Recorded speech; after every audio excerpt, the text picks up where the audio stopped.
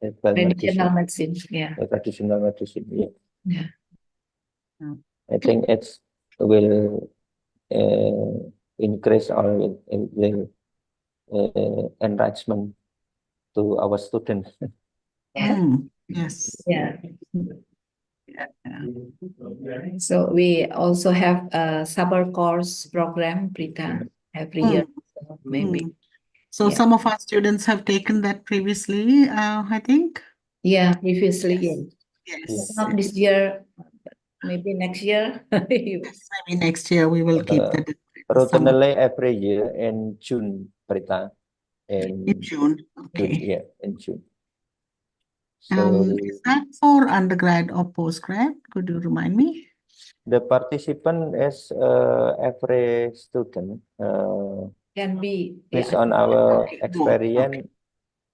They are from undergraduate, from magister, from doctoral program, and also from practitioner.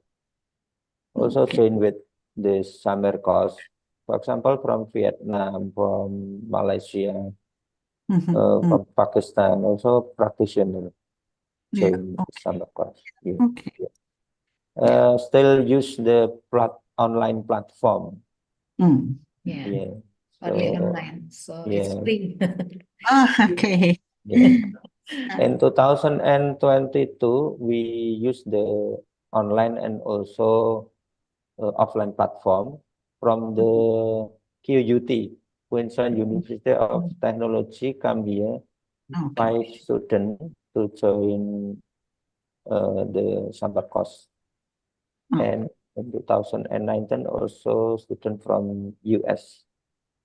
And the last month, the 2 last month, Bu Marta, student from Emory University, yes, US, Atlanta, US. 3 students.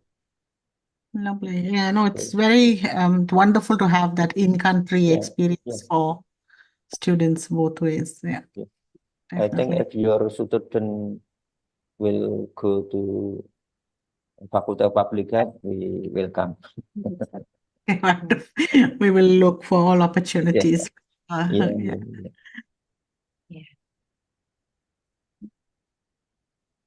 Okay. We will start. Dr. Prita, your mother. Yeah. And you introduce yourself. Okay. I will introduce myself. I'm Cahayatri, the Dietetics program in Magister Public Health University. I start in this visiting program now.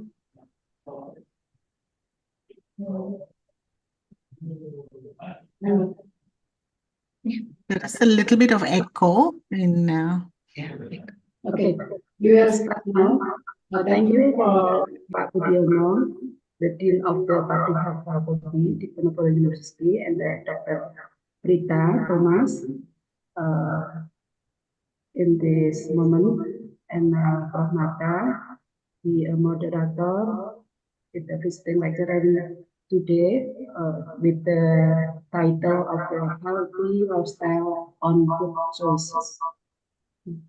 We will start at the first. We want to give speech the Budiono, and then presentation the material from the Dr. Peta, and discuss about the healthy lifestyle on the food choice for the Peta. And then we will start now, and we will finish on the 12 today. Okay, the first please, Pak Budiono, the time for you to give the speech of this moment. Thank you, Bu Marta, Bu Cahya, the time. Bismillahirrahmanirrahim. Honorable Dr. Prita Thomas, MCPC, She is a seminar lecturer on public health nutrition. She also deputy director of teaching and learning of the School of Public Health, USA of Queensland, Australia. Thank you very much for joining this webinar. Dr. Rita, thank you. Prof. Marta, thank you very much to initiate and also coordinate this event. Thank you very much, Marta. Marta from Minister of Public Health, the Public Health Satu Negara. Thank you, Bu Cahya, as the moderator in this webinar or seminar, and also to our colleagues, lecturers of the Magister of Public Health, Faculty of Public Health Satu Negara, and the participant, of course, student from undergraduate, magister, and also doctoral program, and practitioner, because this online platform also we open to everyone, and that they will join this. The committee who conduct this seminar. Assalamualaikum warahmatullahi wabarakatuh. Thank you. Thank you for attending this visiting lecture with the title Lifestyle on Food Choices. This seminar was conducted on an online platform, and we know that the food is vital for health and, of course, the survival of human life. Food is very diverse in terms of sources, form, and types. After almost 3 decades have passed since the 90s until today, in the first century, I think many changes have occurred, including the eating lifestyle or eating style of the people in 90s and today's society. This is because there is a lot of food available, maybe ranging from traditional food to modern food, also fast food. Therefore, this will be related to food choices we need. Maybe now, choosing food is part of the lifestyle. And recently, your friend, your family, your colleagues, your peers may have made some changes to their diet. Suddenly, they started not consuming rice as a staple food and replaced it with potatoes, for example, corn or vegetables. Maybe your friend also only eat vegetables and meat this dish, I don't know, or only eat 1-2 times a day, or replaces his drink with infused water or oxygen water, or even soft drink. Everyone has different tastes, and this can influence their choice in food. The socio-cultural context and also environmental, and also I think the condition of politics context also influence our judgment in choosing food. Unfortunately, the food we consume sometimes overrides the function of its mind nutrition. The food we consume reflect more about our culture and the eating style that most people follow. This is influenced by global influences, I think, and the rapid development of current trends.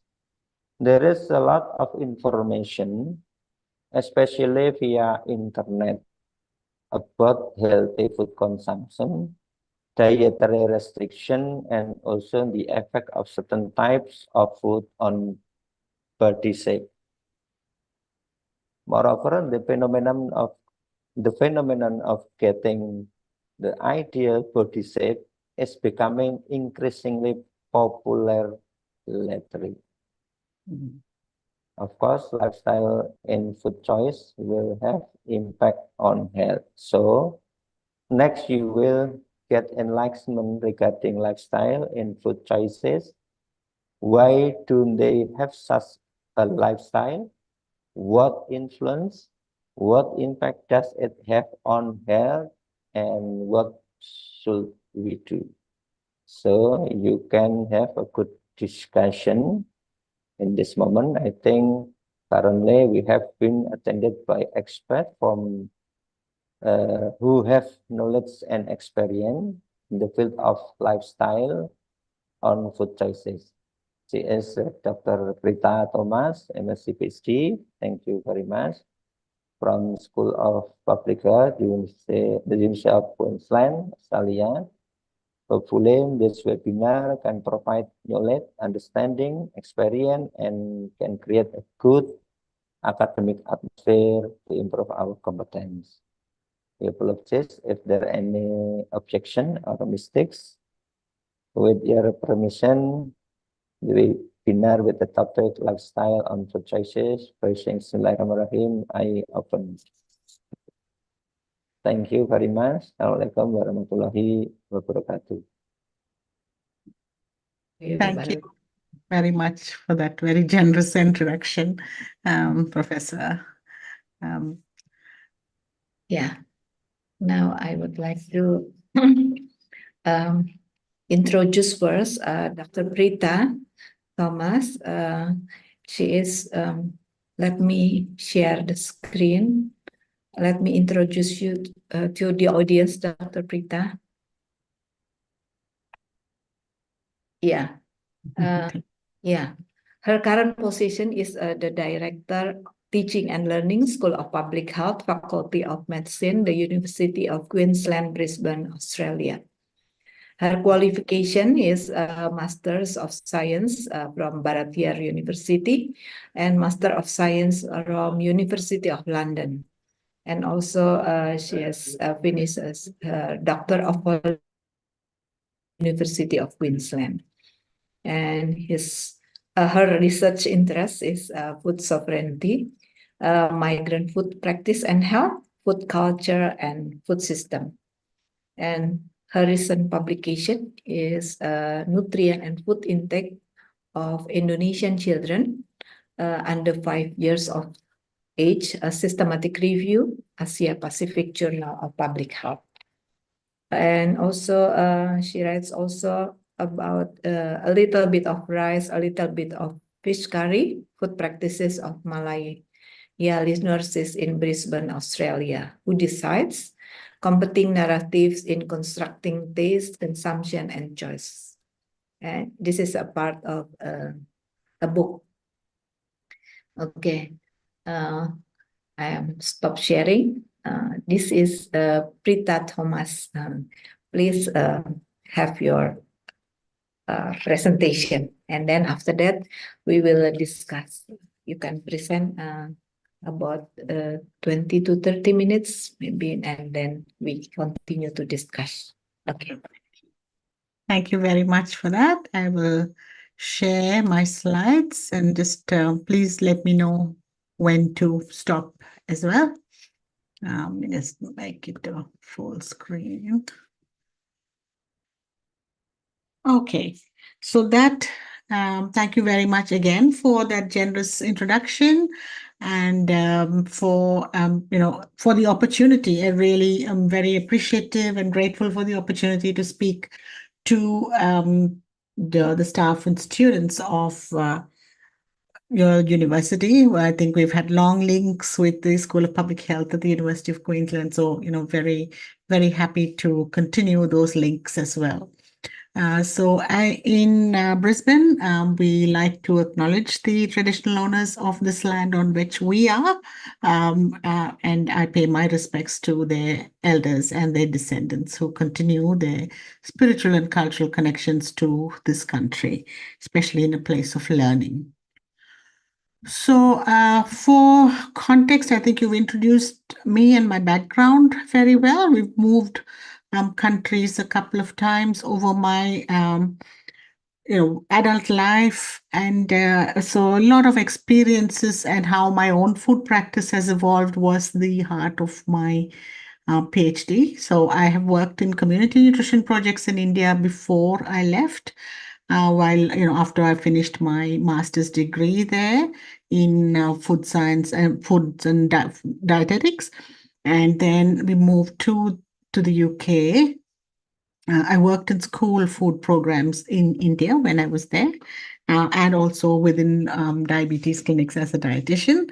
And after that, moving to the UK, where I completed my second master's in public health nutrition at the London School of Hygiene and Tropical Medicine.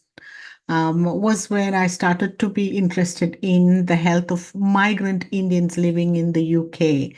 So the prevalence of diabetes was very high, and that was among the early migrant studies, which kept me very intrigued after we moved to Australia, and that is what I did my PhD in when I got here to Australia. But my connections with India never quite went away. My family still lives there, and I travel there very frequently. So very similar contexts to Indonesia in many ways, I think. It's though I've never traveled to Indonesia, but from friends and students that I've had, I think there's so many similarities that we all share from being part of South and Southeast Asia as well. And there may be some commonalities in some of the nutrition issues facing our countries. So in Australia, I have looked at migrant health, how migrant dietary practices are changing because of where we are living and the food environment that surrounds us here. But I've also seen the effect of modernization and how that has changed food practice in India as well. So it's not just people who travel outside of their own countries who experience this, it's everywhere. So what I'm moving to, I've set this lecture in the context of some research that we're just about to undertake through a PhD collaboration with one of the Indian universities.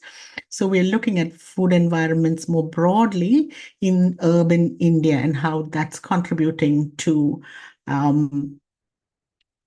type 2 diabetes and obesity, which is the prevalence is very high now. So it's all, and I like to look at these things through an ecological model, which explains really the very many layers of influences on what an individual's dietary practice is based on. And like in many of the low and middle income countries, nutrition transition is something that is happening, and that's the lens through which I like to look at what's happening in countries like India as well, where we have that enormous triple burden of disease, where there is undernutrition, there is overnutrition, there's micronutrient deficiency, and everything in between. So dealing, as you can imagine, and which may be somewhat mirroring the situation in countries like Indonesia, is also, how does the health system cope with, conditions of on this sort of scale. So I'll tell you a little bit of that India context, and please feel free to stop me at any time if you'd like me to clarify anything or to ask any questions. So this is the framework within which I like to look at the determinants of nutrition and health. It's a very commonly used framework, and I quite like using it because it always assumes that if you look at individual behavior, there are many layers of influence on individual behavior. So in public health, we move away from that individual behavior. It's what we can do to support a community or a population, a larger group of people as well. So also then each of these layers are not standing separately. There's also that interaction between multiple layers as well. And it's useful to identify what the causes or the determinants are across the layers, because then we can try and target, where we can have programs or intervention strategies, which is most effective. And ideally, if we have a mix of strategies, things work better.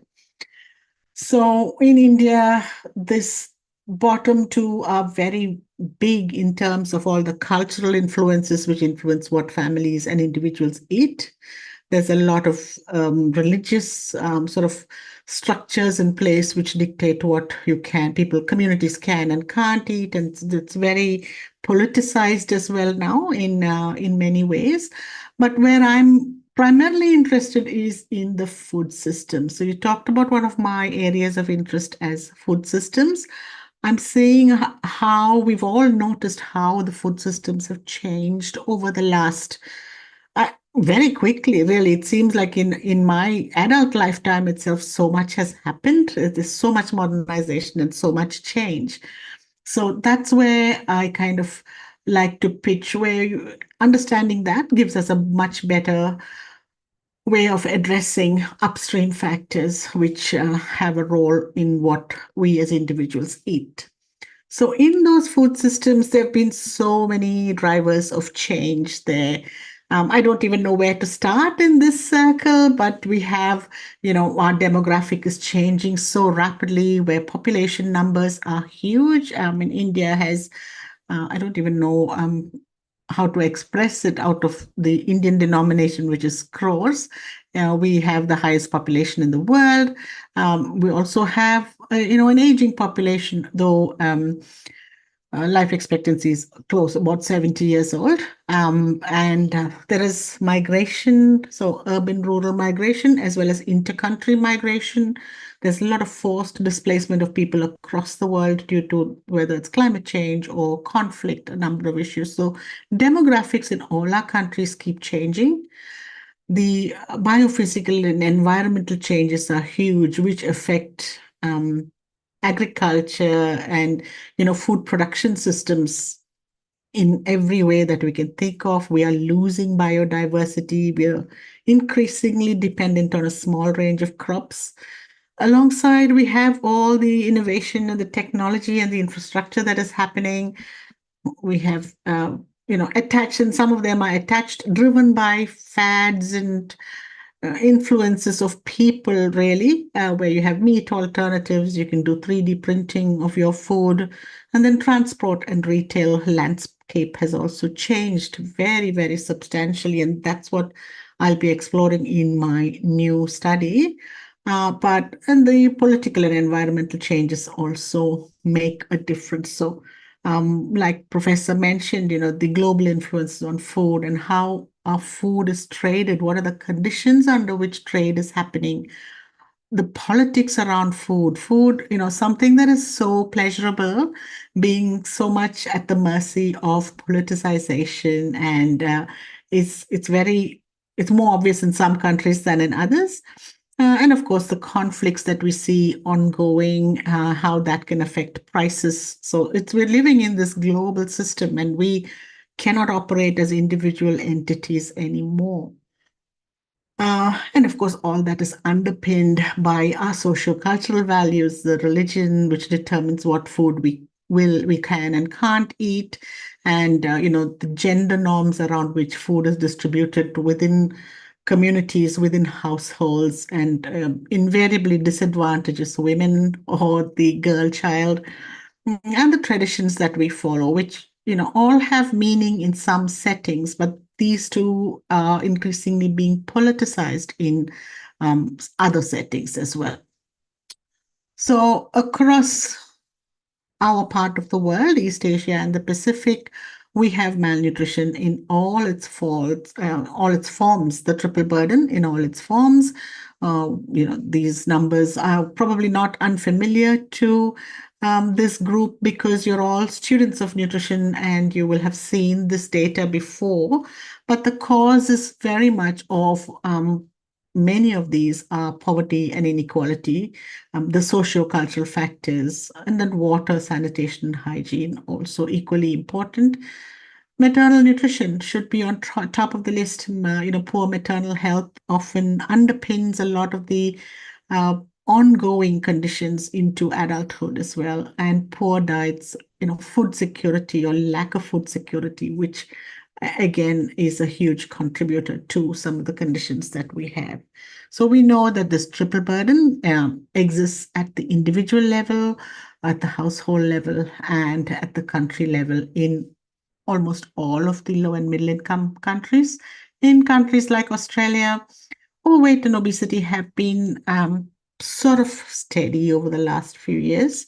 It hasn't gone up exponentially, and the micronutrient deficiencies and undernutrition, you do see it in pockets in certain communities in certain parts of Australia.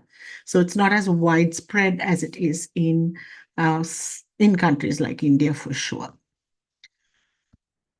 So all this, as I'm sure you're very familiar with, is part of that nutrition transition, which various countries are at various points now, which show I think Barry Popkin introduced this whole concept in the early 2000s, where he noticed that shifts in dietary and physical activity in countries, which was led by a demographic transition. So where we're having a pattern of high fertility and high mortality, where that was happening frequently, to one where that fertility reduced. So where you can see in high income countries now, the number of babies born are much lower than they are in some of the low and middle income countries as well.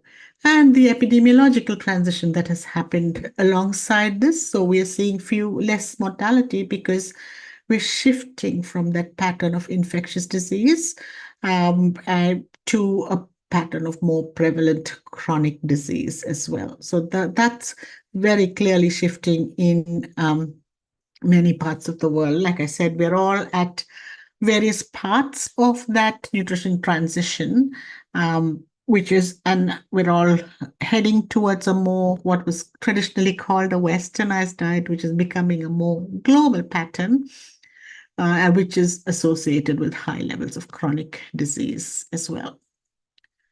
So here we are moving from this period of demographic transition, where, from that high fertility or high mortality, there's a changing age structure where there are the population pyramids of different countries are looking you can't call many countries having a pyramid anymore. The shapes are changing to that epidemiological transition, which you can see here.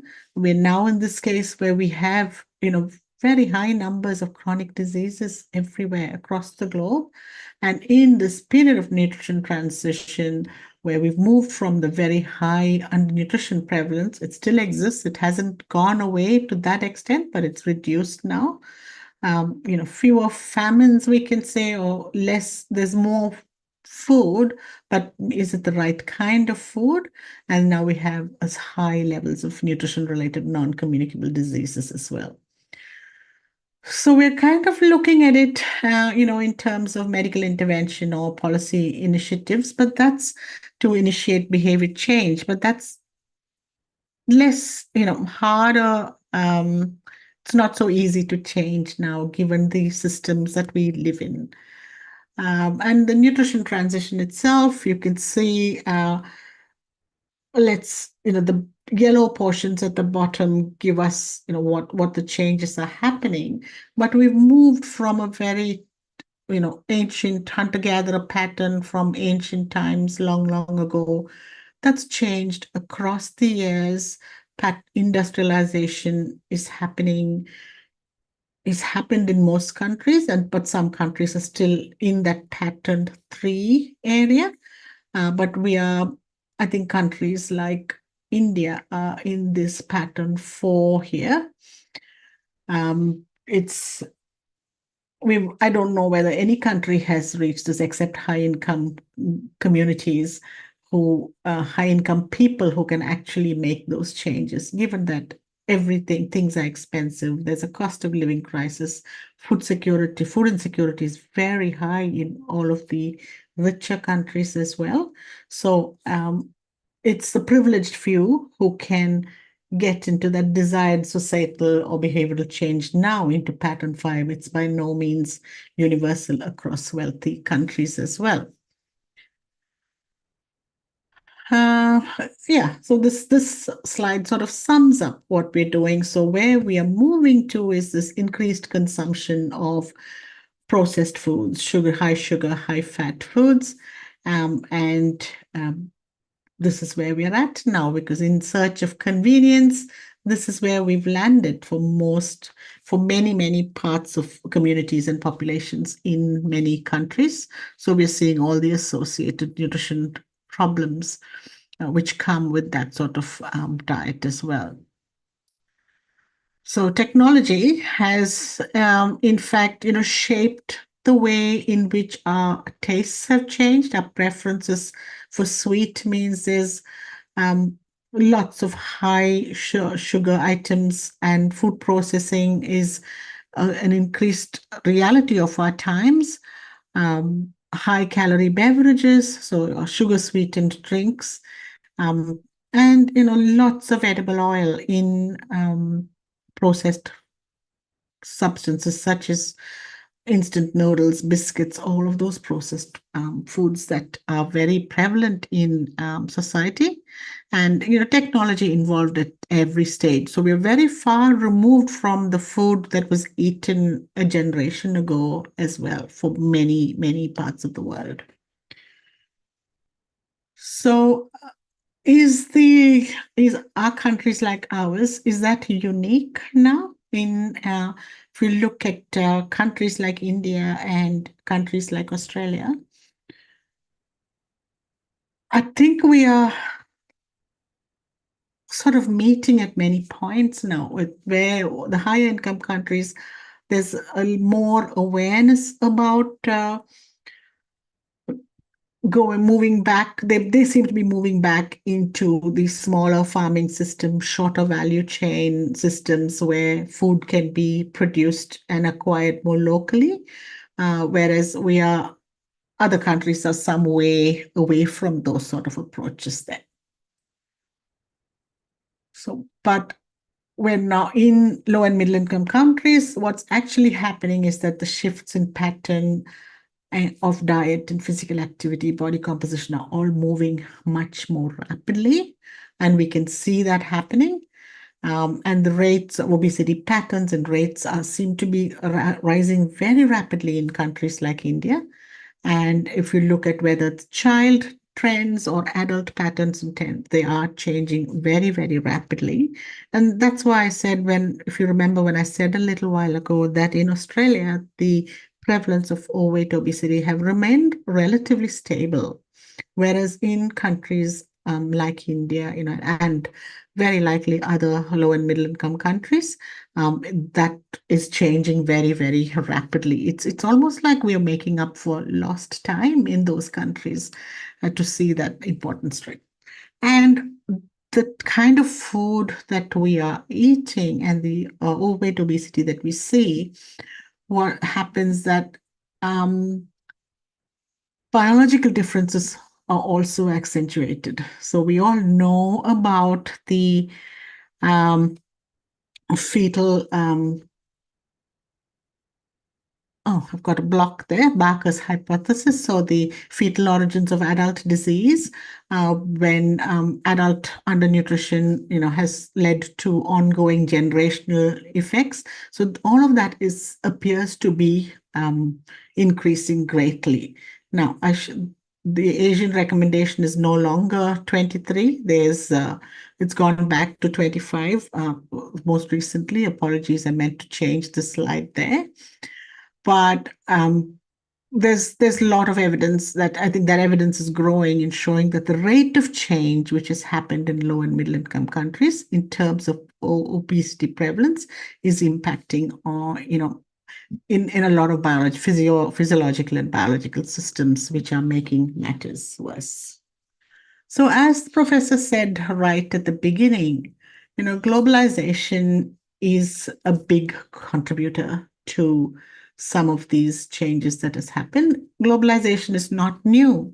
It is that capacity to move of, moving goods or services or people and ideas across the globe. We've been doing that forever. I think people have been moving from place to place. Migration has been taking place, and people are very good at transferring information, or trade has been happening across countries. So the good has happened because it connects societies and creates common cultural spaces. the means to travel or liberalized trade across countries. So IT, so like where we are able to talk now, being in a different time and different space. If technological advancements hadn't happened, this would not have happened. So this is again one of the pros of globalization, if you have, and it's if you like, and there's a lot of global institutions and governance set in place to ensure that it all works smoothly. You know, all of the UN bodies, the World Trade Organization. We've got a number of bodies which are overseeing all of this, and so that there are some global controls. But are they working as well as they should, or are they privileging a few? Those are all questions that we need to ask, I think, even in the context of food, which should really be a simple, pleasurable thing. But it's not like that anymore. So globalization has meant that there is an integration of national economies, and we saw that very clearly when COVID happened and there was that barrier to trade or things moving, when there was a shortage of many foods across across the world, which impacted some countries more than others if we were not self-sufficient in terms of food production. Uh, Certainly, we are reliant on on each other for a range of goods and services, food products, even milk, a range of things like that. And you have few parent companies which operate in multiple other countries. We are very dependent on each other. And in terms of food per se, all the multinational food companies, McDonald's and Starbucks, KFC, Coca-Cola, Nestle, we don't even realize how much they influence what is available in our countries and what therefore we have access to. And what's the other big determinant of what we eat is the commercial determinants of health. So we know that companies such as Coca-Cola and Nestle, they own multiple other products which we don't even realize are owned by them. It's not just the chocolates and the soft drinks, but it's also, baby food. It's a lot of other foodstuffs as well. So there is a blurring of customs and cultures as a result of this. There's also the negatives, such as environmental degradation. But we're dependent though on labor, movement of ability and skills for people to work in countries like Australia, very dependent on migrant labor, or whether it's in all of the agricultural sector, but everywhere else. But there's also marketing of harmful products, whether it's tobacco, cigarette smoking, alcohol, this cross-border transmission of disease. This has happened from when people started moving. I think TB moved across from tropical countries to temperate countries very early on, like that. And food, of course, is part of that globalized chain. I'll probably leave this video. I don't want to play this here. But food itself has been moving across the globe for many, many hundreds of years now. And I'm looking at this because the spice routes, which were very profitable, and a lot of the colonization happened in search of spice because they were very expensive commodities. So Indonesia has its own sort of set of spices, but India was a big trading port, and much of that started in Middle East, where spice trade quickly made them rich. So you'll be talking of very, very long time ago that this movement of food itself started taking place across the world, and that continues. So it was the start of wars and colonization in many countries, reason for many countries to be occupied. And now, of course, we have this picture. I don't know, does Indonesia have a presence of any of these? Yes, sure. Yeah. Okay.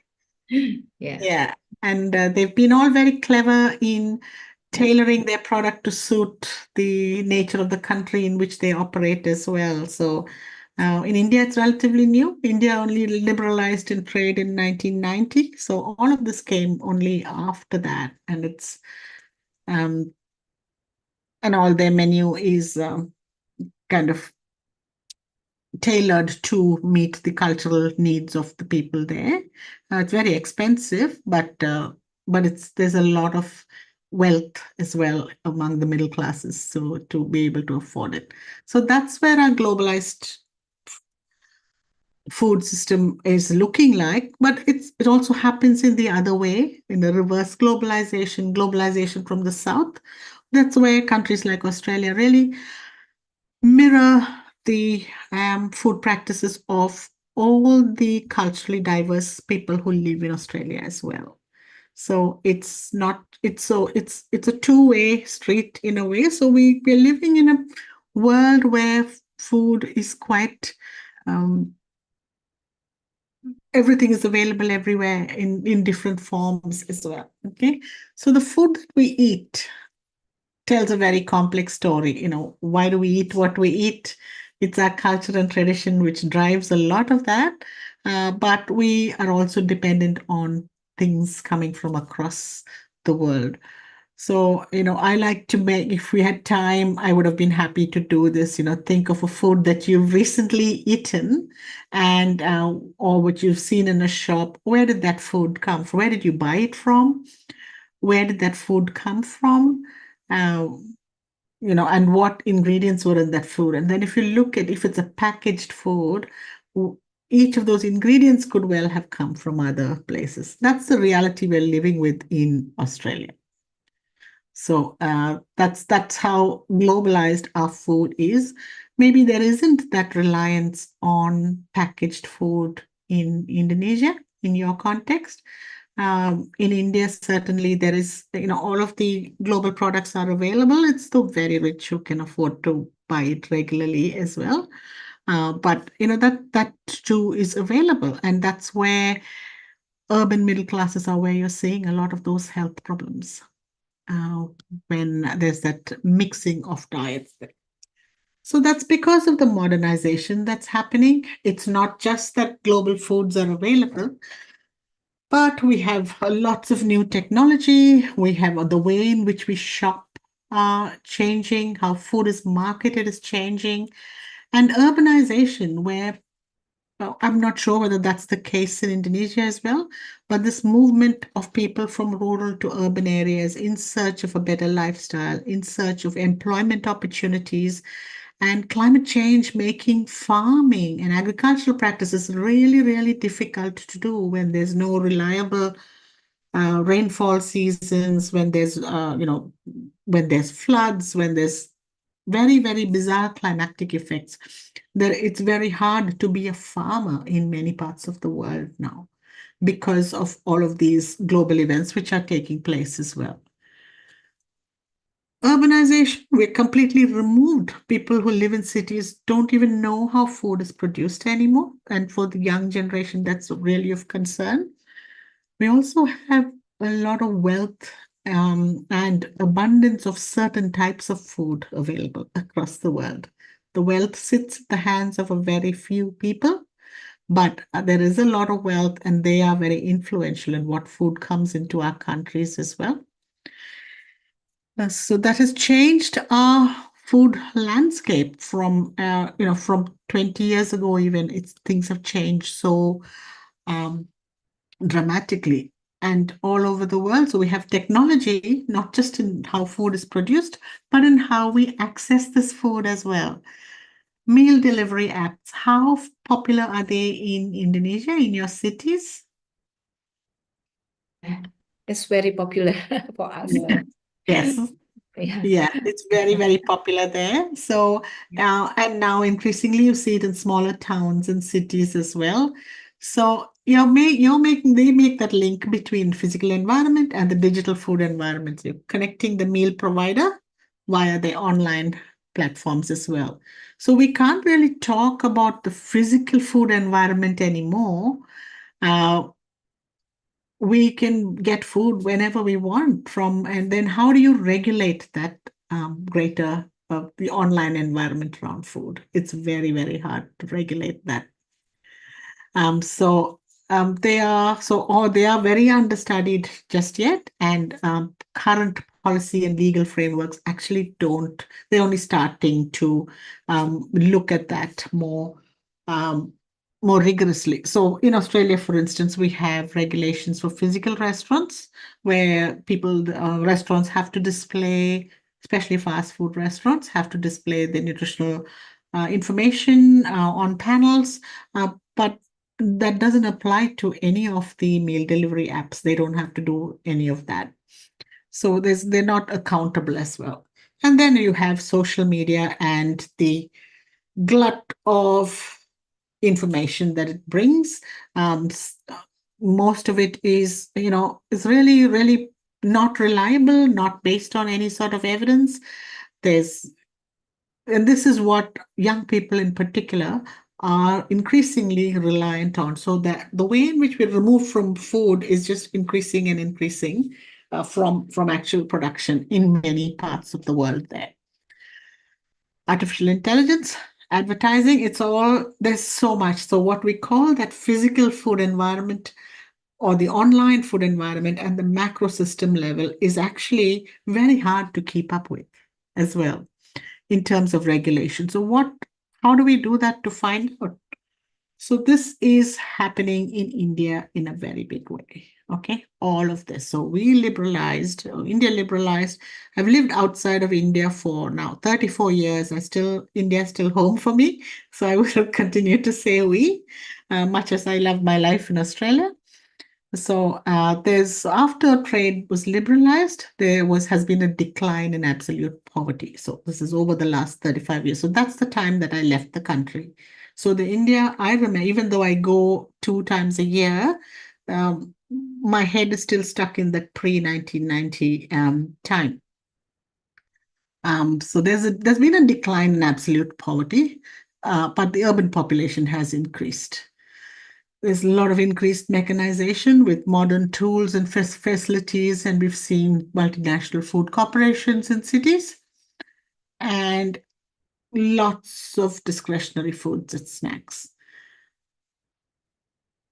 More and more women are in the workforce as well, and the prevalence of the nuclear families are much more common now. So in the past, families used to live together, so there would always be, there's a lot of cooking. There's always a lot of cooking and a lot of eating. Food life sort of centers around that. But everything was very, very local, and there was a lot more physical activity. There was also domestic help available easily in the past.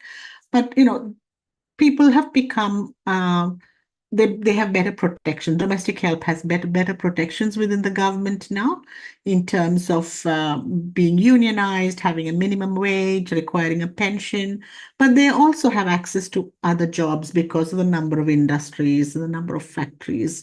So they have better paid jobs with better prospects rather than continuing to work in domestic labor, which means that people at home have lost the ability or lost the resources, the help that someone else can offer in terms of cooking their food.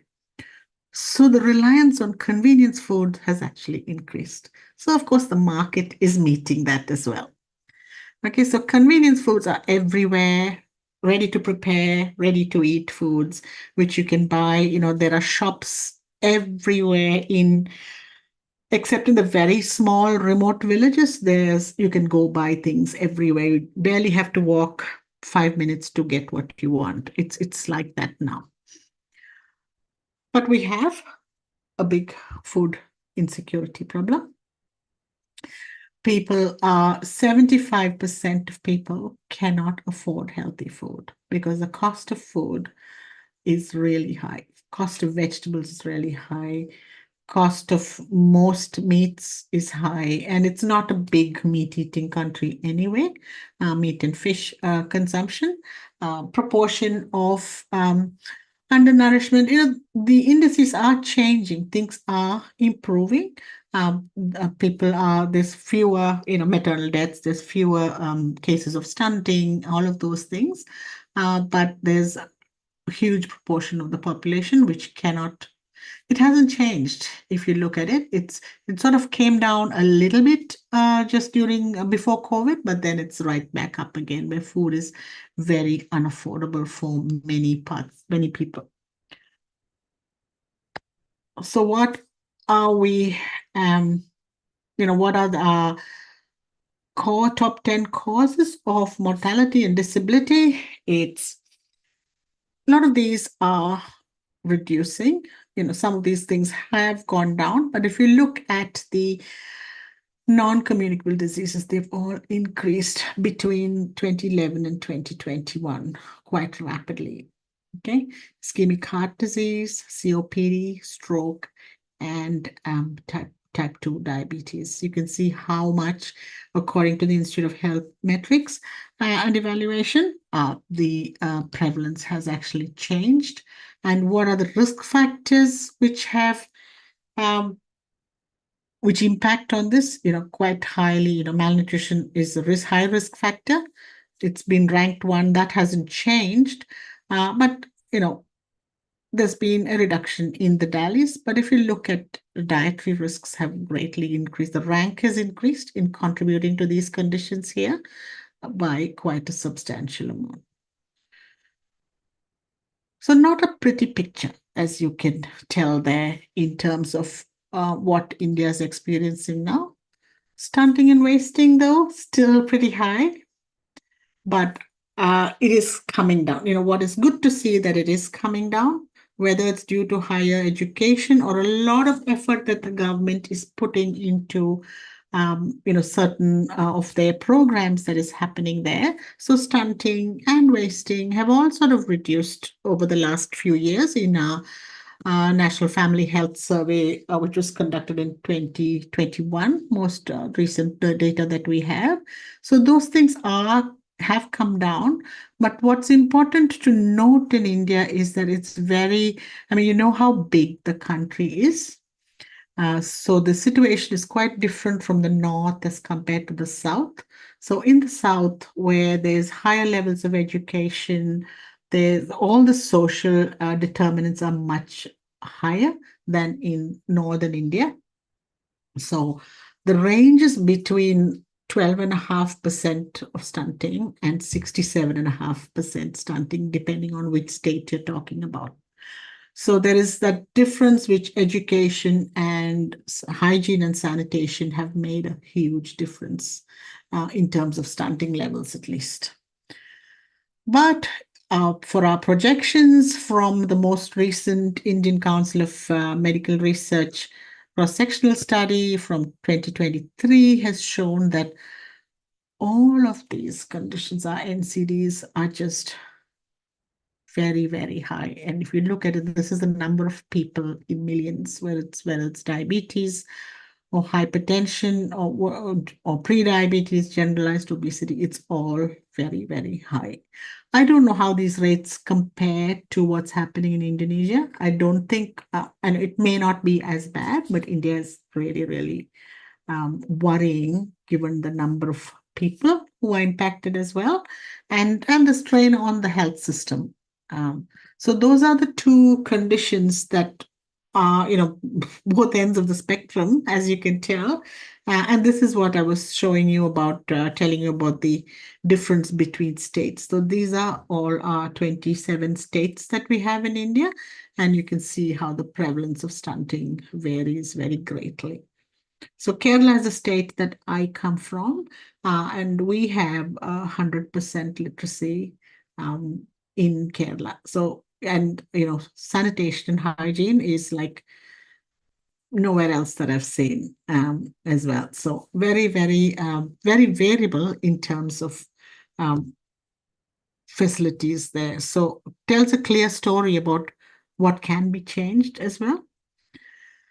And I won't touch upon all of the determinants, which a lot of them are related to education, but also very closely related to religion and gendered issues as well, which compounds the issue incredibly.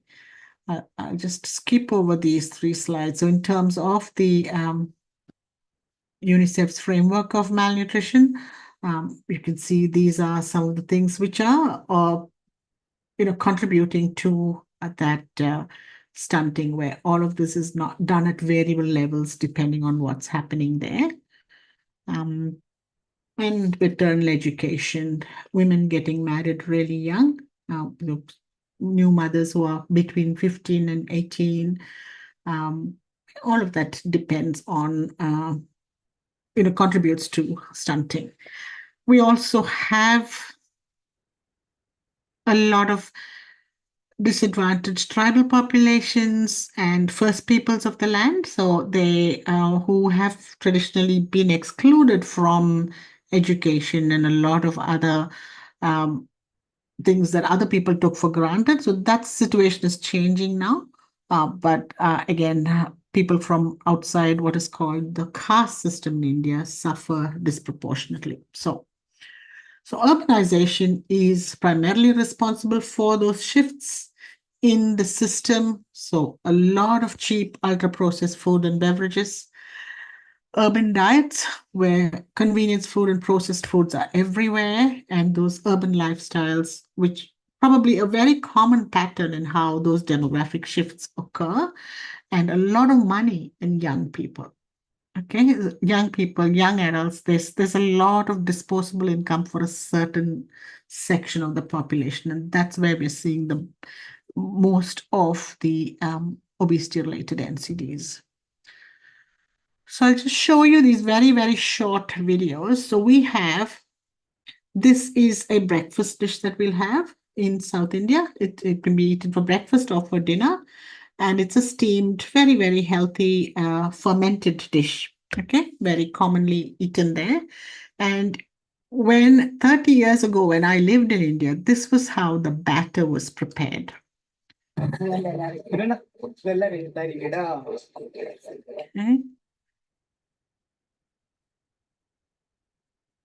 This is how the batter was prepared for that.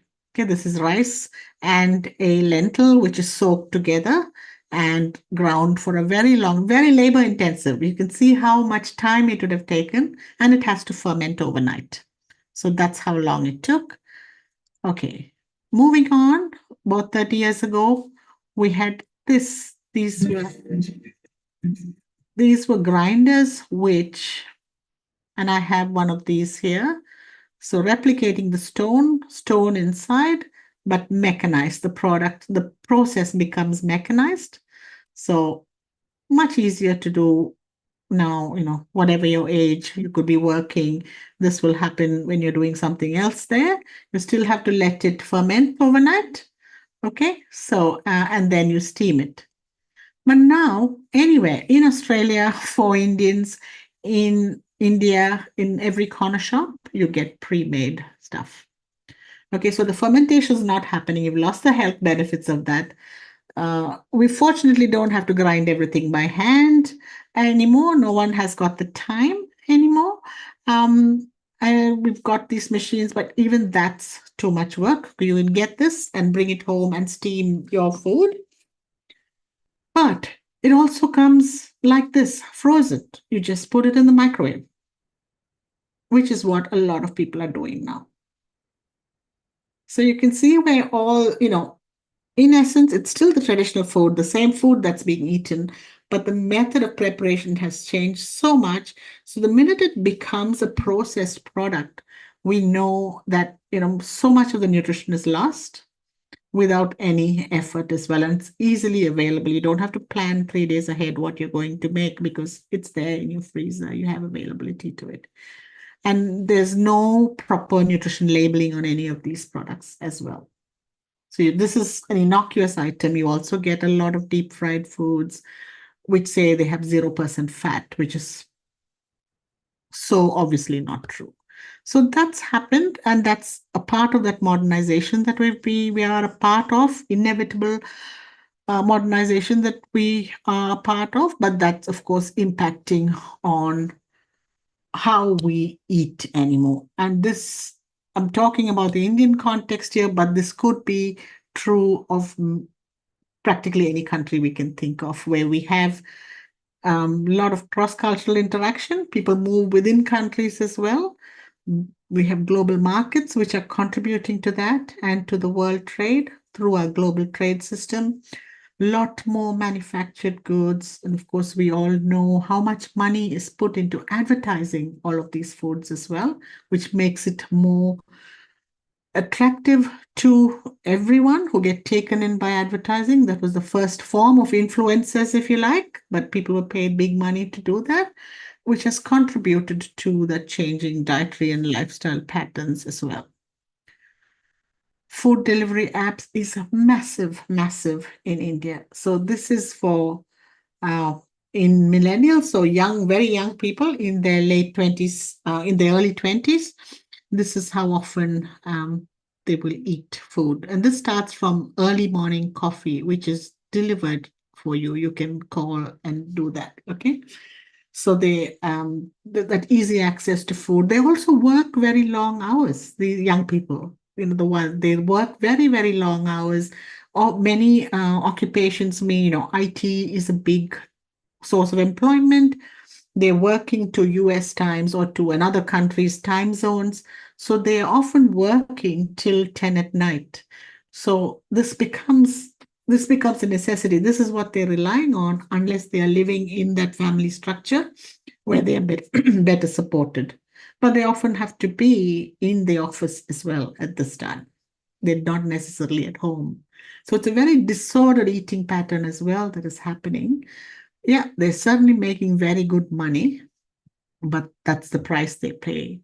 And meal delivery, I have never seen anything like this. So, for those of you who know the Australian context, know how remote some parts of Australia is. So, there's no such thing as meal delivery. Even where I live, which is a little bit out of the city, I can't get meal delivery here. But in India, that's not the case. It's very, very, very popular.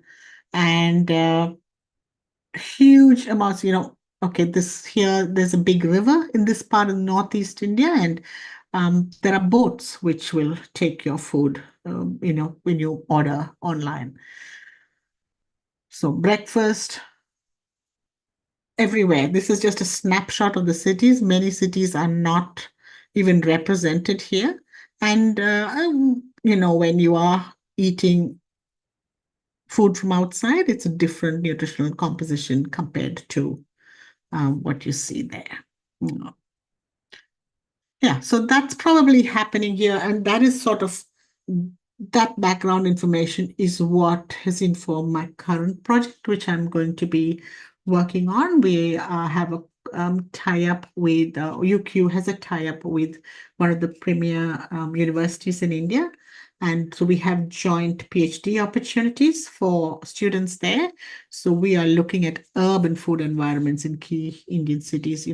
We're auditing some of the urban environments in one or two localities and also doing a qualitative study on young adults to know what their motivations are for their food choices as well. And that will hopefully inform policy to address or to improve the food environment really with the long-term goal of addressing overweight, obesity, and non-communicable disease prevalence in India.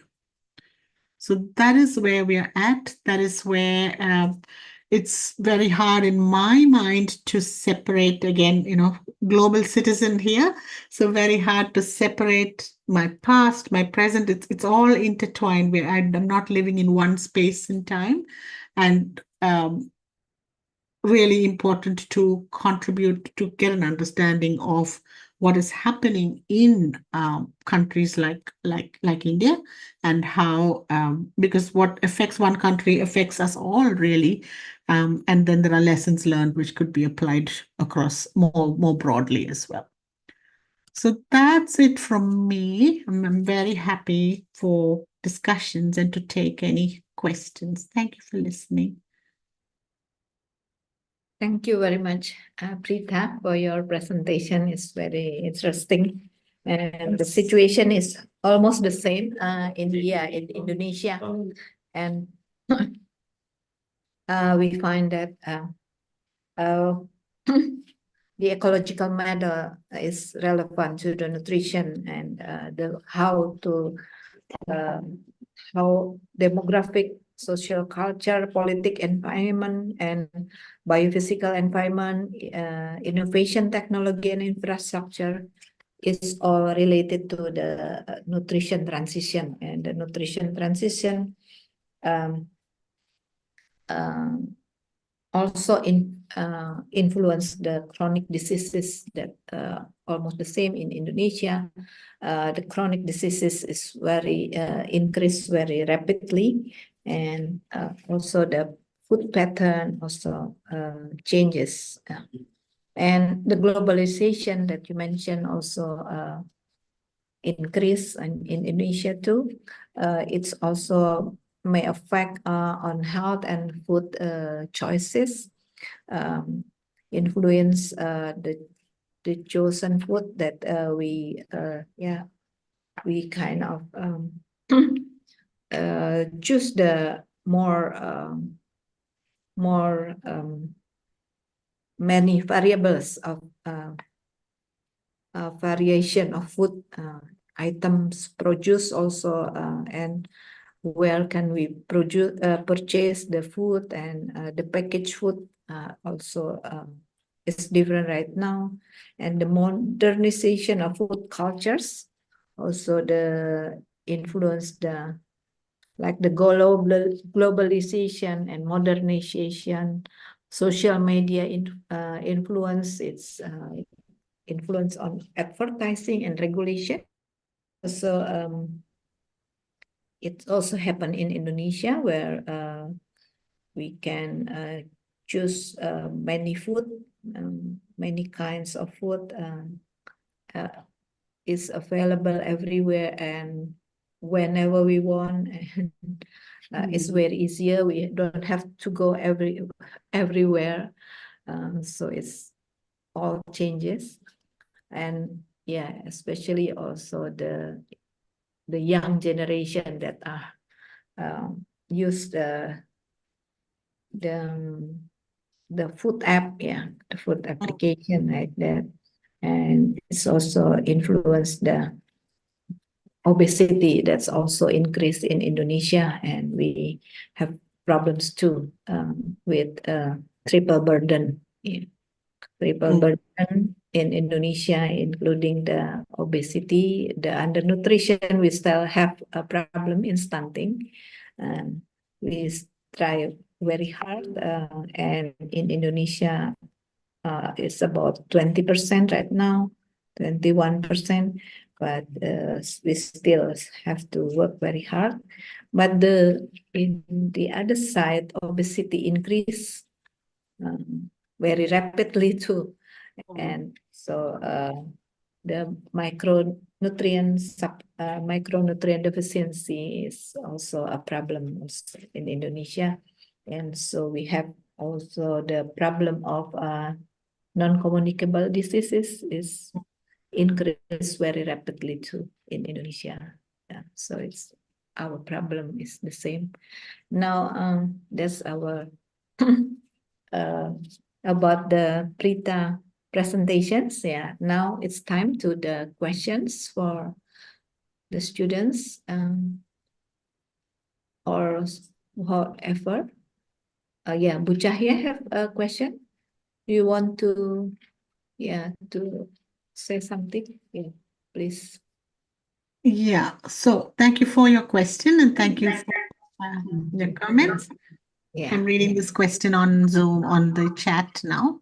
It says explaining about migration and urbanization change. How does that affect the behavior of eating? So in the context of international migration versus in-country migration. So there's two types of migration. So when people move from one country to another, what's happened is it becomes desirable for people to eat in the same way as people who are living in the country. Okay, so if, and this is especially so for young children. Young children who go to school, they want to eat like their peers. So they don't want to take food from home. There's also in countries like Australia or the UK, there's also racism. They don't want to be affected by that. Okay, they don't want to be seen to be eating anything different. So that's And then what's happened here is that with migrant families, they like to eat everything else, whether it's KFC or all the fast food. When they go out, they will eat that, and then they'll come back to their homes and still have their meals. Okay, so it's very rice-based. Indian diets are very rice-based. So you eat this, people go out, eat fried chicken, Coca-Cola, whatever it is. That'll be at 6 o'clock in the evening. Come back home at 9:30, and there will be rice and many other things as well. Okay, nobody feels satisfied till they've eaten that rice. That's how our tradition drives us, right? So that happens a lot. So that's part of that. Other things with moving from rural areas to urban areas. So within India itself, what's happened is that people don't have to spend that time preparing food anymore. Okay. And they have in urban areas, there's a lot more of, say, street carts which sell food in the evenings and in the mornings. And that's very, very inexpensive as well. There's a lot of packets of food that you can buy. So there is a lot of global brands, if you like, which are expensive, but there's also local brands because India is technologically very, very advanced. They've been because they didn't allow any products in from outside before 1990. They've got enough manufacturing power to make biscuits, to make indigenous versions of um, sugary drinks, carbonated beverages. So that's always been there, except that it's become very, very cheap now, those things, which was a treat 30 years ago, is now become every day.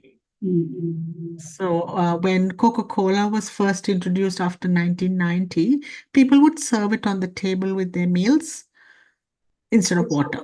Prior to that, it would have been water you'd be having with your meals. So when you move from so that sort of migration changes the entire environment around which food is available for the person who's moved.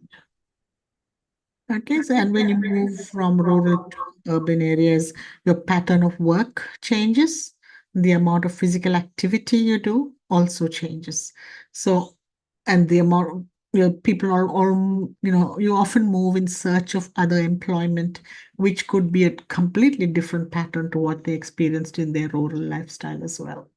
So they're more dependent on easier sources of food, if you like. Does that answer your question?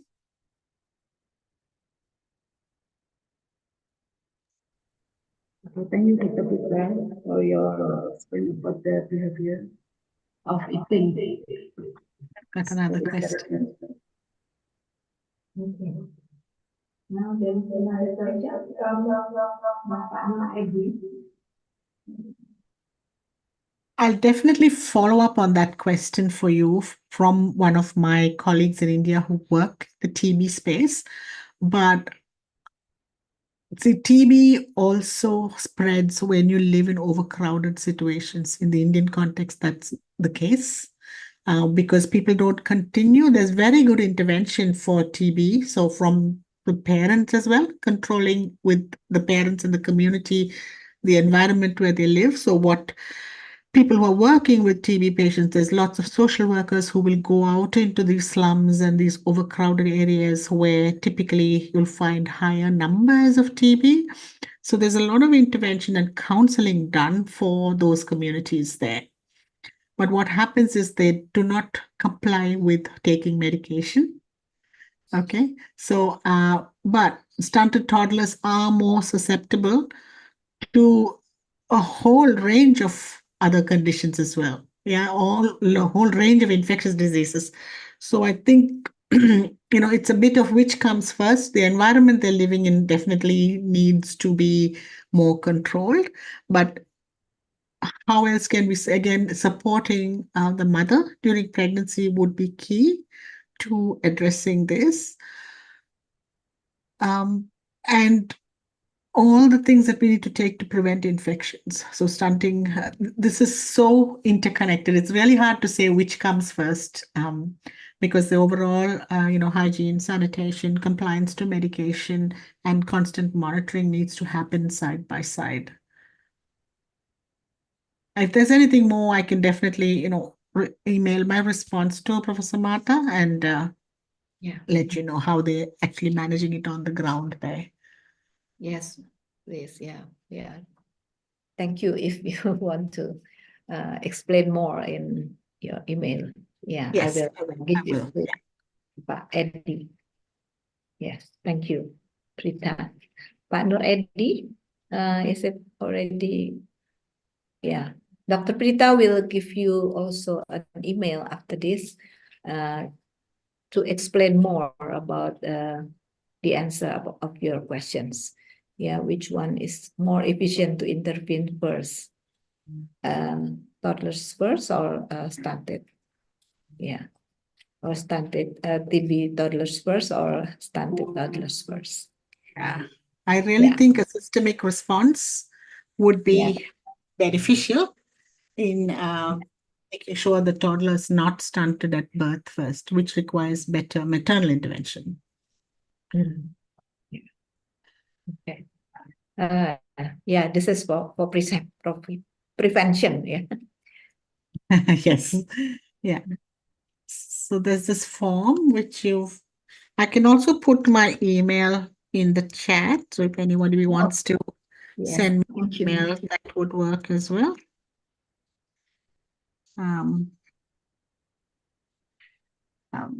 Yeah.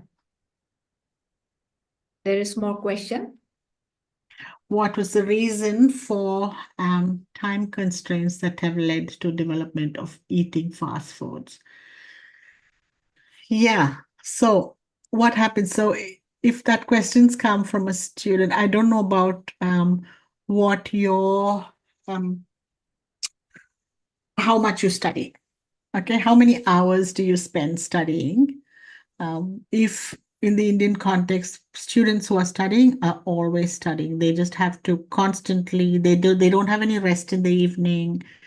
Okay, if they're living at home with their parents, the family will cook, food is available for them.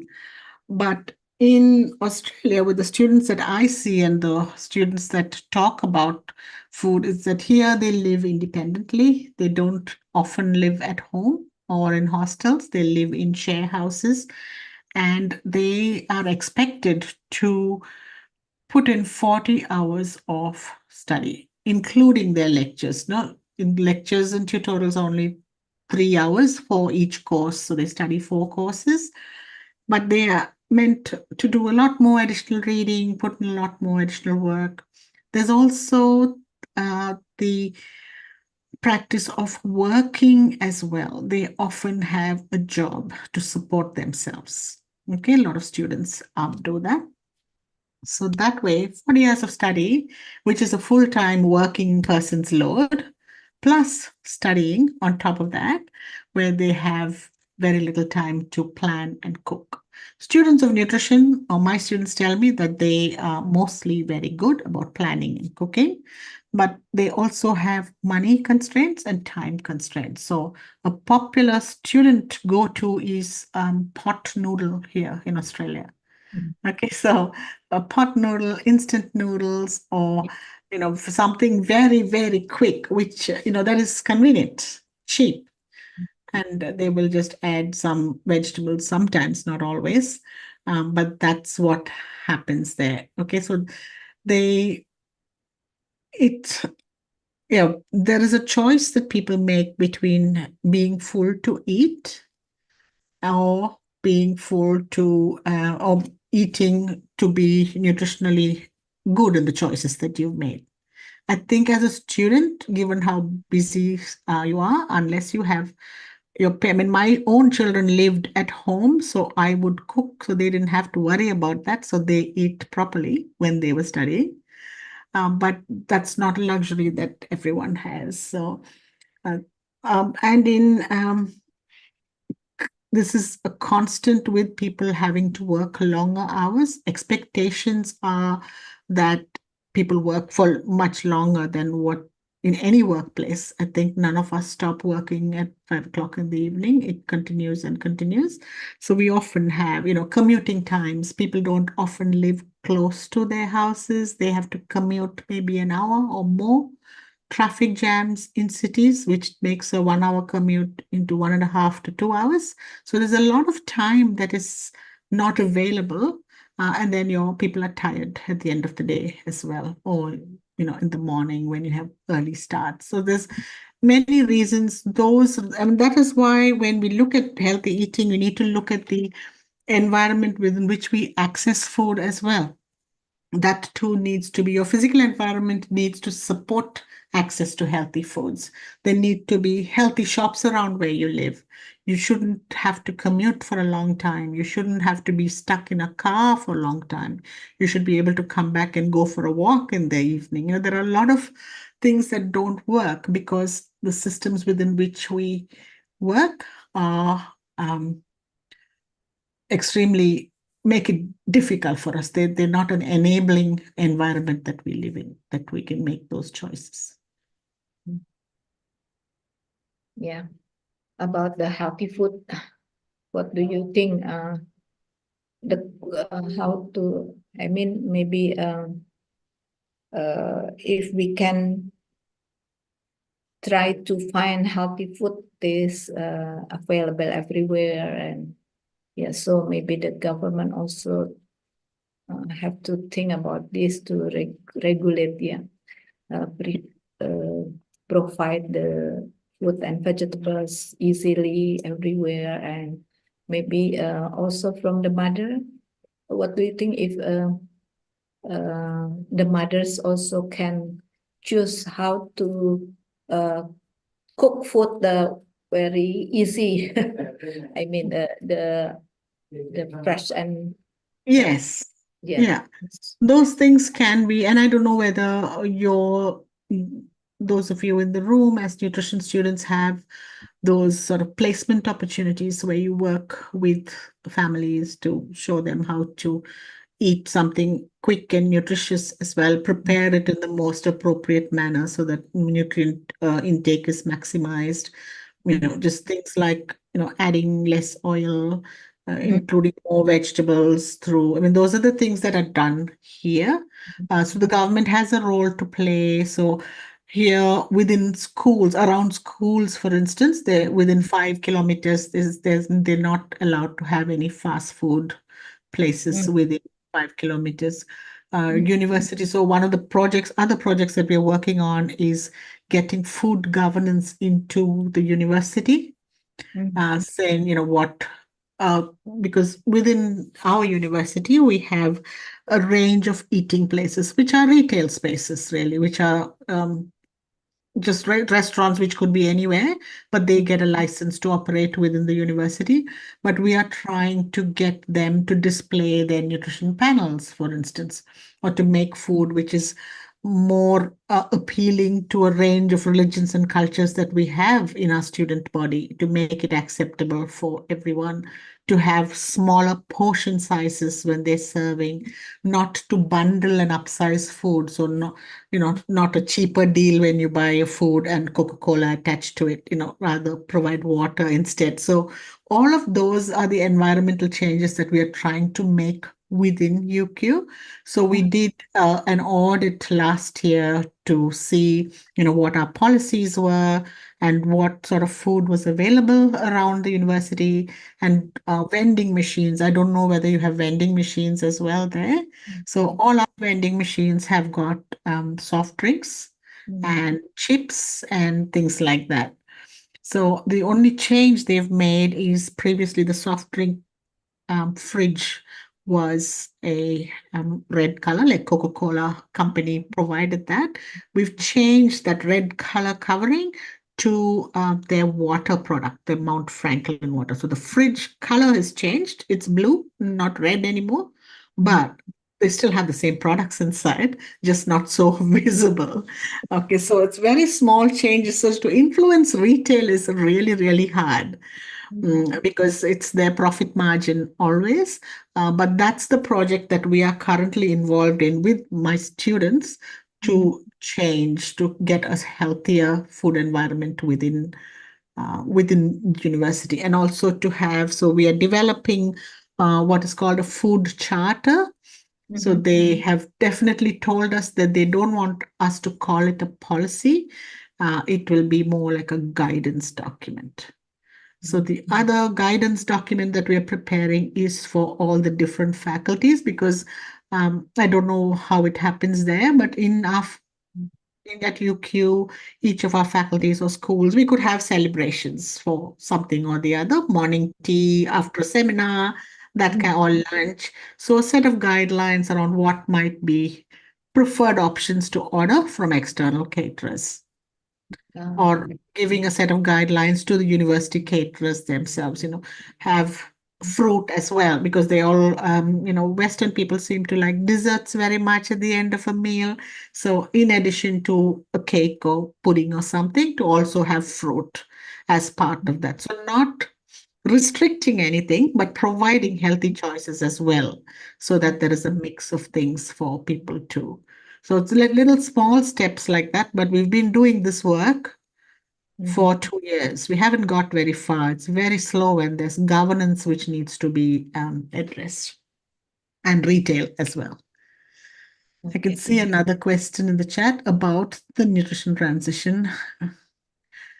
Yeah, I think we are beyond that, preventing a bad transition, because this happens at the systemic level, at the country level, at the region level as well, because that this is where trade and market forces play a role. So all we can do here is to make sure that more healthy choices are available for people within those food environments. So so one example would be, say, vending machines. So we also are lobbying to have more vending machines with healthy foods. So people have microwavable foods, which they can buy. There's a range of foods, but having a healthier range, low fat, lower sugar, low salt versions of those, or smaller portion sizes. So we can change the environment through that. But nutrition transition as such has happened. So all our countries across the world, we're all in different stages of that nutrition transition. It sort of happened without us realizing it. Because especially in the last 20 years, how much has technology advanced, and how much has trade practices between countries. I mean, that's all linked to World Bank loans and many other things well outside of public health people's control. This happens at that governance level, which we can't do much about. It happens, very rich industrialists and these big companies also influence the government in many ways, supporting the government in other ways. So it's like, you scratch my back, I'll scratch yours. So at the end of it, we have a bad food environment and bad, one example is the sugar sweetened beverage tax. So some countries have implemented it. It has actually had some benefits because they've raised the prices, because they've raised the taxes. They have forced the companies to reformulate and provide less sweet options, less sugary options. But in countries like Australia, there is severe resistance to that, because the Coca-Cola and companies like that are very influential with the government. So we can't really change those things. So having those highly processed foods available readily is part of that issue. So that's why at the beginning, I don't know whether you remember, at the beginning I said this is a political, food is very political as well. Political decisions underpin what we can and can't have. So health prevention is not in anybody's interest except in public health professionals' interest. Everybody, the pharmaceutical industry has much to lose if there's no disease. So they have highly profitable at the moment. So there's a lot of those sort of ideally and idealistically, this is what we would like. And as nutritionists going into the future, I think the thing that you can do is that little bits of advocacy. It takes a lot of time, but being in positions where you're collecting the evidence and showing how bad something is or how it could be improved, always offering a solution. What can we do? It will get taken up over time. It will take a long time, though. That's what we found. But it's only small steps. But if every one of you sitting in that room or listening in takes that one small step, it's a collective voice. But that's the only thing we can do. But it will happen only very slowly. I think governments want to do the best because it's less spend for them as well in terms of health systems and how much they're spending on. What sort of healthcare system do you have in Indonesia? Does the government support? Yeah, we have the whole quality, the whole country health insurance. Yeah, Okay. yeah, will cover health insurance that the government will pay the cost of it. Yeah. Okay. So, that's a lot of money for the government to pay, and Yeah. it's also a sort of disincentive for people. And I don't think we should be, the responsibility should fall on the individual. But when and this is very anecdotal, when people know there is support that they don't have to pay for their health costs, mm, they may not be as careful as you'd think they would. But it's very hard. We are caught up in the system where our influences are on every side, and delicious food is everywhere as well. It's very hard to resist. That's comes down to that. That's the thing. It's how do we change? How can influencers do something for the good? Yeah. Yeah. Yeah, it's very interesting and so complicated the problem is. Yeah. Very complicated. Yeah. Yeah. Is there someone have some more question? You can have the question in Indonesia and then I will translate it to Prita if you want to ask in Bahasa Indonesia, please. Everyone is possible. Yeah. Oh, I will translate. Yeah. Yeah. In the meanwhile, I will explain in Indonesia, Prita, all the talk that you please let me say in Indonesia to the students, so maybe they have more understanding about your talk today. And then maybe if after that, if some students or staff can have questions in Indonesia too. Oke, jadi tadi setelah disampaikan nutrition challenge ya, apa yang terjadi dalam Indian konteks ya, konteksnya di India diceritakan tadi tentang ecological model ya, model ekologi yang berkaitan dengan nutrition, dengan gizi, bahwa pengaruhnya itu bukan hanya dari individu tetapi dari interpersonal, organisasi, komunitas dan makrosistem itu semua akan berperan di dalam perubahan gaya hidup ya, perubahan pola makan ya. Nutrition transition juga berefek pada developing country ya. Nanti pada Indonesia misalnya atau India tadi yang disampaikan ya, bahwa masalah demografi, social culture ya, masalah sosial, masalah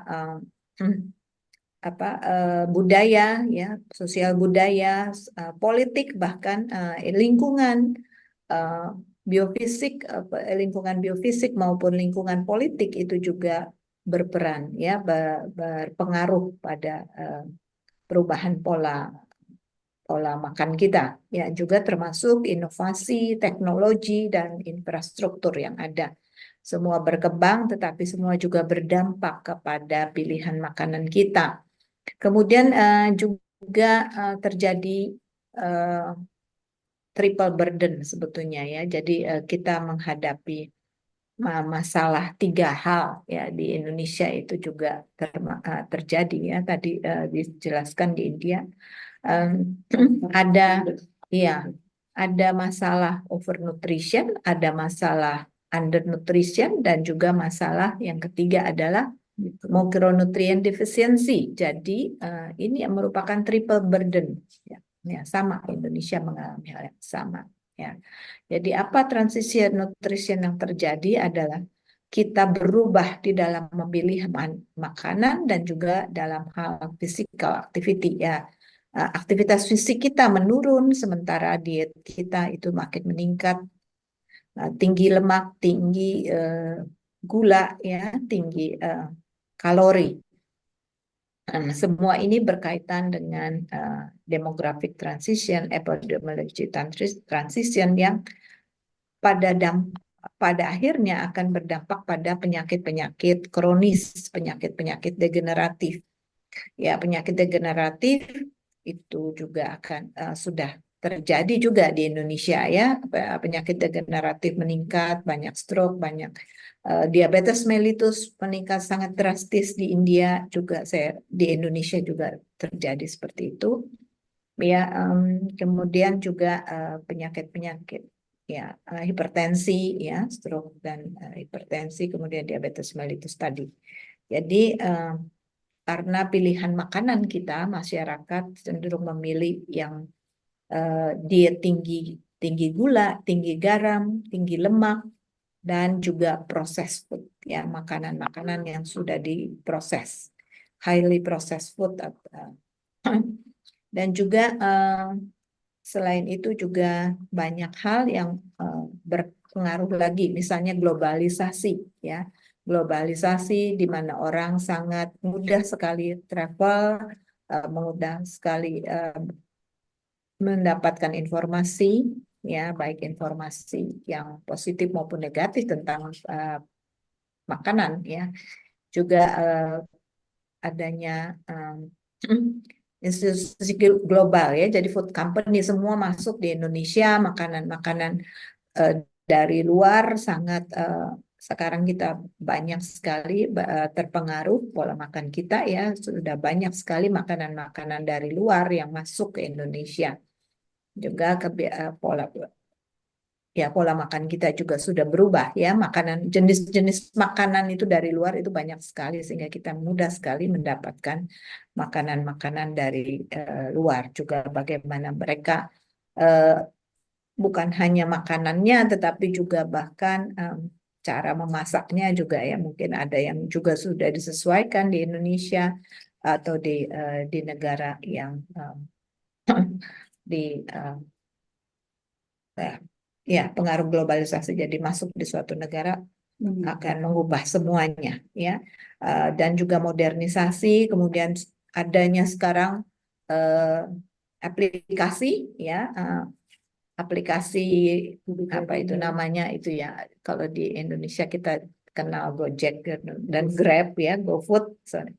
Ya, meal delivery application itu sangat populer juga ternyata di India, dan itu berbeda ya di negara seperti India dan di Australia. Di Australia itu jarang ya, dan di sana juga di Australia kondisi obesitas sudah stabil menetap ya, tapi di Indonesia dan di India itu kondisi obesitas itu meningkat drastis ya. Bagaimana juga penggunaan meal delivery apps itu sangat ya mempengaruhi orang-orang yang bekerja, terutama orang-orang yang sibuk semuanya, termasuk juga pelajar ya atau student seperti Anda dan bahkan saya juga ya sudah menggunakan itu.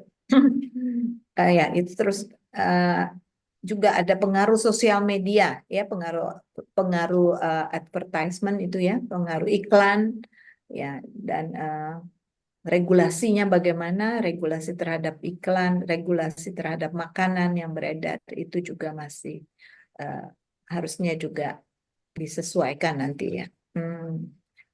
Kebijakan-kebijakan tentang makanan mestinya juga sudah ditingkatkan atau diawasi ya, bagaimana makanan itu harus diproduksi, bagaimana makanan itu kandungannya harus labelnya harus ditulis dan sebagainya, itu harusnya juga mulai diperhatikan ya.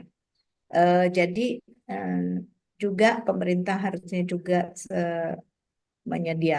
memikirkan ya harga-harga makanan sehat itu bagaimana, seperti vegetables ya, sayur-sayuran itu bagaimana tersedia dimanapun ya, mudah terjangkau dengan harga yang terjangkau juga, sehingga banyak orang bisa memilih makanan yang sehat ya.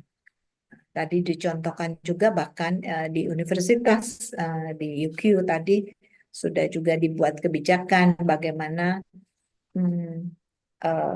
bagaimana pedomannya itu dari kalau catering mau memberikan servis kepada itu ya, kepada student, kalau rapat-rapat dan penyediaan makanan itu bagaimana supaya healthy food-nya itu juga sebagai pilihan ya, mungkin juga ini kita perlu terapkan juga di Undip nih. Bagaimana healthy food itu juga harus menjadi pilihan juga, jangan hanya makanan-makanan yang tinggi gula, tinggi lemak, tinggi garam ya. Tetapi juga disediakan pilihan makanan-makanan yang sehat di sekitar kita. Termasuk tadi misalnya ada rapat, konsumsi dan sebagainya itu kalau di sana di UQ dibuatkan guidance-nya ya, dibuat pedomannya. Kemudian juga pengaturan pada vending machine ya tadi, vending machine itu mulai dirubah warnanya supaya jangan terlalu menyolok, dan yang menyolok itu yang air putih malah, bukan yang makanan tinggi gula, minuman tinggi gula. Baik, seperti itu. Mungkin ada pertanyaan dari Anda. Do you have some more question? Please, if you have some more question.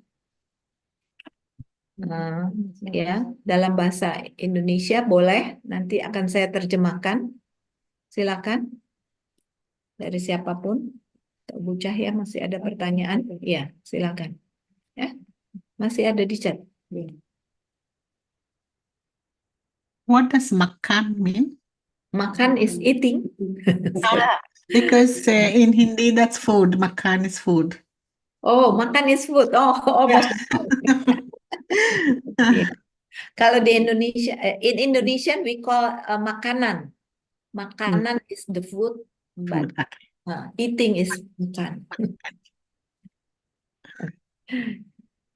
Okay, Bu Cahya, any question? Thank you for the time, Dr. Mata. And Dr. yes, Prita. especially Dr. Prita too. Yeah, thank you. Thank you very much. Maybe no more question. Yeah. No. Okay. I want to ask about the migration and organization. It's my Kamu masih itu tutup mute. Bu Cahya still have question. Can you open your mic, please? Okay. Nggak bisa. Okay, thank you, Rohmata. Dr. Prita. Yeah, I want to ask you how to make the public policy, especially in food choice.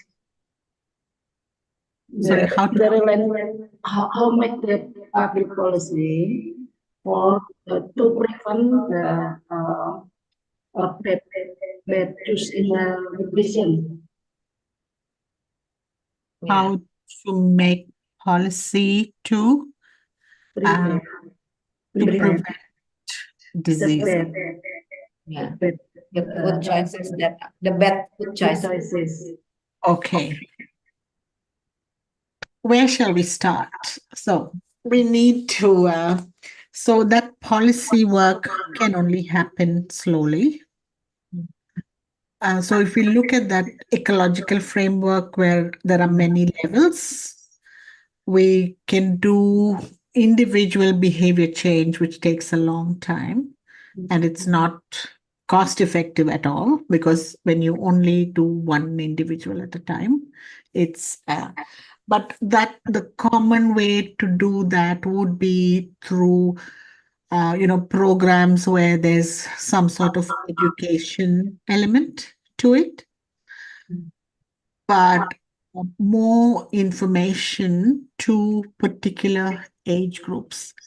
But it's very hard. The age group that is most affected by this is adolescents. So between the ages of 11 and 24 is they, and especially under 18, they don't like to listen to traditional ways of telling them what to do, young people of that age. So I think moving forward, I mean, policy is different. It has to come from either your local government or from within the schools or universities for that age group, which will, schools insist that they can only, a tuck shop or whatever school food is available in school has to be healthy. There are things that can be done for that, or within university, or provide more healthy foods as well. It's easier to provide unhealthy foods, but on also regular food which can be cooked in a more healthy way. So providing those sort of, whether it's recipe cards which are developed for each of those different um, groups of people, providers, would be one way. Schools and universities themselves having a policy about healthy food, that would be important. But advertising and marketing, how can that be better regulated at a more local level, where they don't see constant images of undesirable foods with young people in particular, because that's when you see a picture of people who sell foods. Marketing is very advanced in how they can influence people's behavior. How can we counter that? I think programs where young people design themselves are the way to go, using formats like TikTok. I don't know whether you can use TikTok there. Platforms that young people engage with, making healthier foods more desirable. If we can do that, we will. I don't know how we'll do that, whether we'll ever be able to do that, because young people seem to want to do all the things that we don't want them to do. And then those habits continue.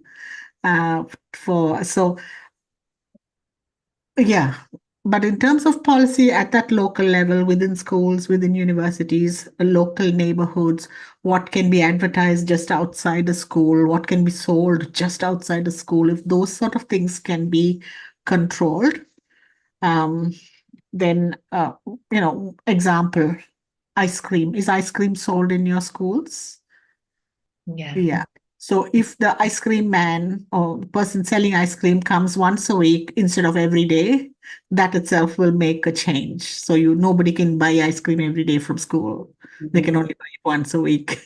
So, those sort of regulations. But again, it's the ice cream vendors' livelihood as well. So how are we going to compensate that? So it's just, I think, in terms of, for anything to be effective, all the sectors need to work together. That is not going to happen though, because everyone has profits to think of and popularity to think of as well. But making, say, one fruit a week compulsory in school. Those sort of things are the things that work here. So children are not allowed to bring anything which is unhealthy for their lunchbox. When they pack their lunch from home, it has to no cakes, no sweets, nothing like that in their lunchbox. No Coca-Cola. Yeah, so it doesn't. So here we have a traffic light system. So schools are given guidance on green foods. You can eat lots of orange foods, sometimes red foods, very rarely. So having those things in public places may be something that can be helpful. But if you tell a 12-year-old child you'll have diabetes by the time you're 40, they don't even know what 40 looks like. That's a very long way off. So so I think there's only small steps we can take at that local level, but I think every step will contribute putting together all of those things. Okay. Thank you. Okay, thank you, Dr. Prita, for your explanation. Very interesting for me. Mhm. Thank you. Yeah. Now, we can close. Yeah, also. Yeah. Maybe from Martha give the conclusion. Yeah. Yeah. Okay.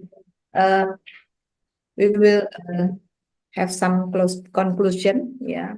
Because we, thank you very much for Dr. Prita Thomas that you have already take your time for us. Thank you very much for your time and effort to speak to us about the current nutrition challenges in the Indian context. Yeah, in the conclusion, we can say that the ecological model and its is can be used for explain the transition in nutrition. Yeah, the nutrition transition is the also have an effect in low and medium income countries, and it's already have the effect on the health of the population, especially to the increase of chronic diseases and obesity. Yeah, so we have to take an action to do that, and also we aware about the triple burden of disease that already we have to face it in Indonesia and other low and middle income country too, including the undernutrition, overnutrition, and micronutrition deficiency.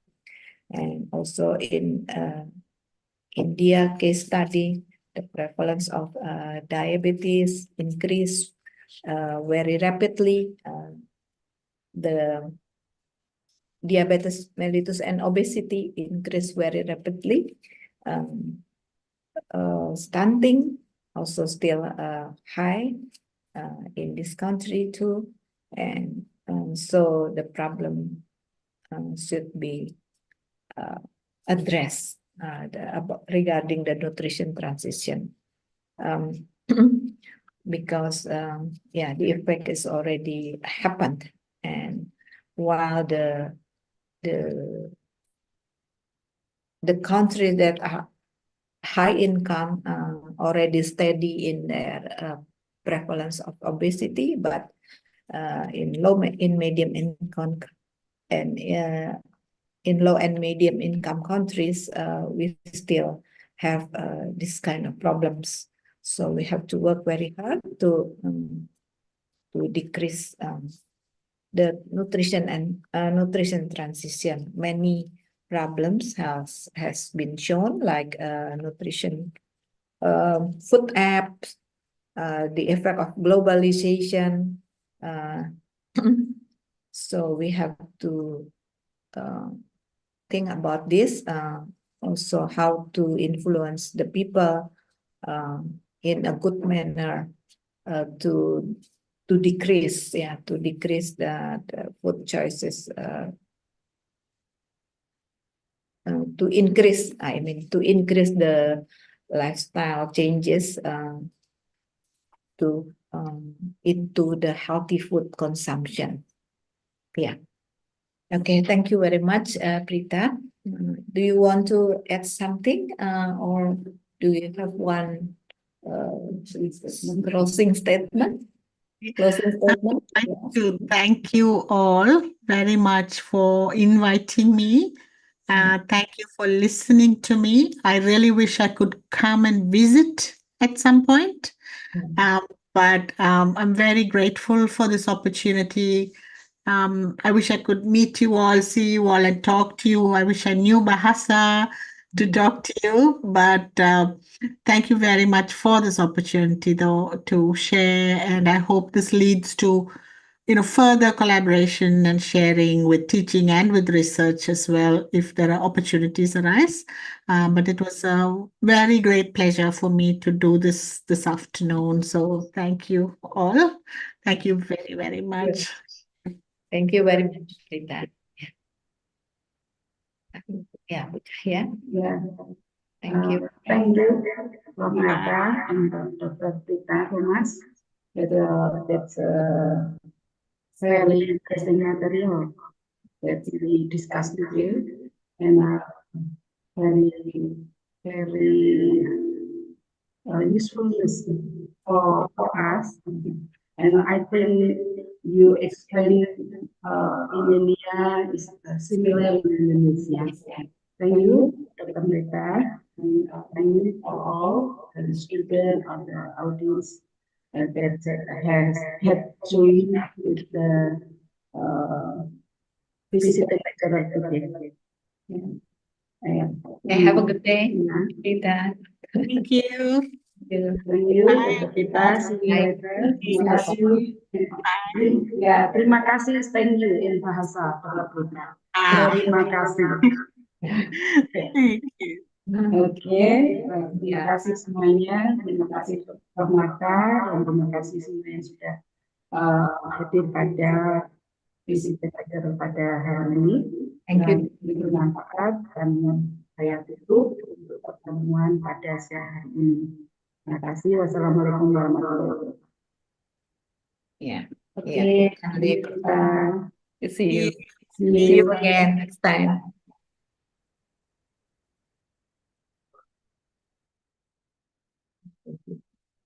Pak Budi.